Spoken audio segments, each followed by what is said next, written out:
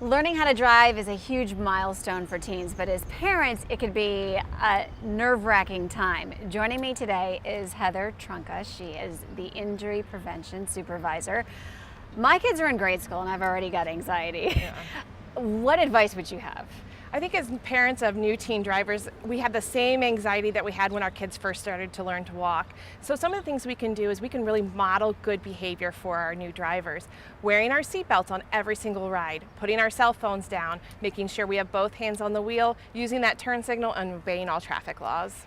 Speaking of laws, things have changed since when you and I got our license. What differences should we expect? So there's a lot of changes that have come down most recently, and Ohio has moved to a 3-stage driver's license. And what that means for parents of 15-year-olds who are, I'm sure, counting the days until they're 15 and a half when they can take their probationary permit test. We used to call that our temps. And during that time, once they pass that written exam, they have to attend a 24-hour driver's training, do 8 hours of driving with a driving instructor, and on top of that, 50 hours with a parent or guardian, and 10 of those hours have to be at night.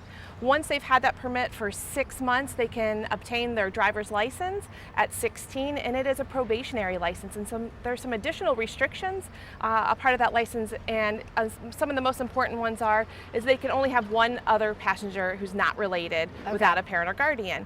The other one is they can't have any electronics, not even Bluetooth. They have restrictions on when they can drive.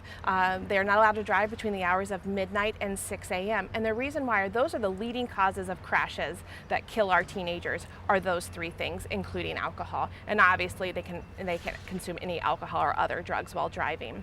Once they have that for one whole year at 17, some of those restrictions lift, but at 18, all of the restrictions lift.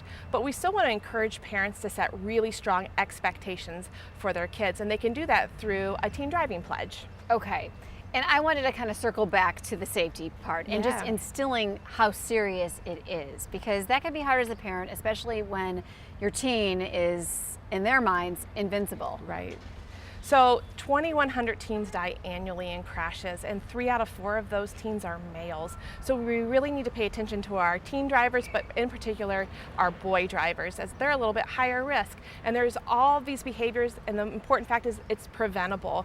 And if we set really strong expectations and follow through with those expectations, we make our drivers significantly safer. It's all communication. I mean, that's what it boils down to. It is, and we make it really easy for parents. At the safemobilityproject.com website, we have a Teen Safe Driver pledge that sets that expectations for drivers, allows parents to put additional information in, and opens that discussion up. Heather, thank you so much. Thanks, Holly.